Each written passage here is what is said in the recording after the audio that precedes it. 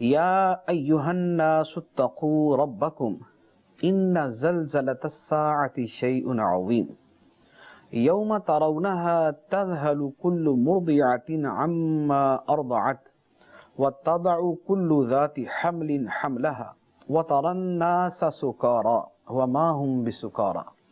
ولكن عذاب الله شدید۔ اے لوگو، اپنے رب سے ڈرو، بے شک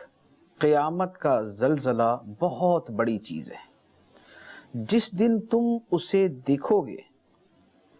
کہ ہر دودھ پلانے والی اپنے دودھ پیتے بچے کو بھول جائے گی،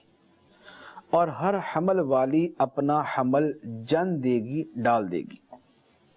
اور تو لوگوں کو دیکھے گا جیسے نشے میں ہیں، حالانکہ وہ نشے میں نہیں ہوں گے، لیکن اللہ کا عذاب بڑا شدید ہے۔ سورۃ الحج کی پہلی آیت میں اللہ تعالیٰ نے اس کی ذات سے ڈرنے کا حکم دیا، اور اس کے بعد قیامت کا منظر بیان فرمایا کہ قیامت کا وقوع کیسے ہوگا۔ قیامت کا وقوع زلزلے کی صورت میں ہوگا۔ ایک زلزلہ آئے گا اور اس زلزلے کے نتیجے میں زمین تباہ و برباد ہو جائے گی، پہاڑ بکھر جائیں گے، اور اس کے ساتھ پھر آسمانوں میں بھی تغیرات ہوں گے، سورج چاند اپنی روشنی کھو دیں گے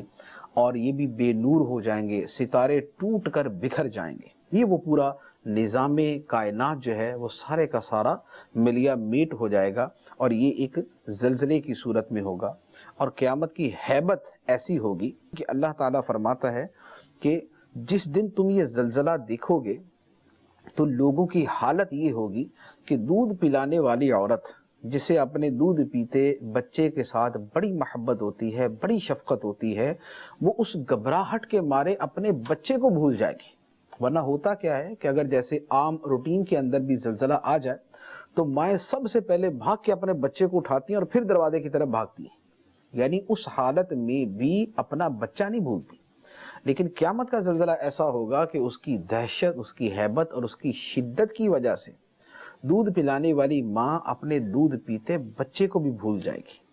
اور جو حاملہ عورتیں ہوں گی ان کا حمل ساقط ہو جائے گا، اور لوگ اس طرح ٹوٹے پھوٹے بکھرے اور گرتے پڑتے نظر آئیں گے کہ جیسے نشے کی حالت میں ہیں۔ اللہ تعالیٰ فرماتا ہے نشہ نہیں ہوگا، وَمَا هُمْ بِسُكَارَىٰ، وہ نشے کی حالت میں نہیں ہوں گے، لیکن بات یہ ہے کہ اللہ کا عذاب بڑا شدید ہے۔ وہ جو اللہ تعالیٰ کا اس وقت قیامت کی صورت میں اللہ تعالیٰ یہ واقعہ رونما فرمائے گا، اس کی شدت و ہیبت ایسی ہوگی کہ لوگ جیسے نشے میں سب بھول جاتے ہیں اور بس وہ گرتے پڑ رہے ہوتے ہیں، لوگوں کی حالت قیامت کے دن ایسی ہوگی۔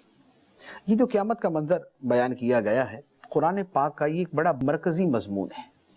کیونکہ دین کی بنیاد جن عقائد پر ہے ان میں ایک اللہ کی ذات، ایک اللہ کے بھیجے ہوئے رسول، اور ایک یہ قیامت کا معاملہ ہے۔ دیگر بھی ضروریات دین ہیں، لیکن وہ چیزیں کہ جن پر بطور خاص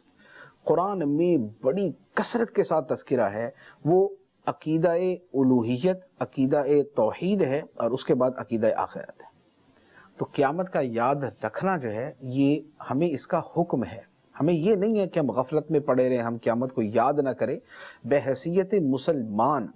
یہ ہمارے اعمال میں داخل ہونا چاہیے کہ ہم قیامت کو یاد کریں، کیونکہ قیامت کی یاد دنیا کی محبت کو کم کرتی ہے، مال کی محبت کو کم کرتی ہے، آخرت کی تیاری کی فکر دلاتی ہے، گناہوں سے بچنے کے لیے فکر آخرت یہ بڑی ضروری چیز ہے، اور اسی طرح آخرت کی تیاری کے لیے ایک محرک اور ایک ترغیب دینے والی چیز جو ہے وہ آخرت کی یاد ہے۔ تو اس کا یاد کرنا بڑا ضروری ہے۔ قرآن کا حکم بھی ہے، اللہ کے محبوب صلی اللہ علیہ وآلہ وسلم کی سنت بھی ہے، اور سلف صالحین کا طریقہ بھی ہے۔ اللہ تعالی ہمیں دنیا سے زیادہ آخرت کی فکر عطا فرمائے تاکہ ہم اس کی تیاری کر سکیں۔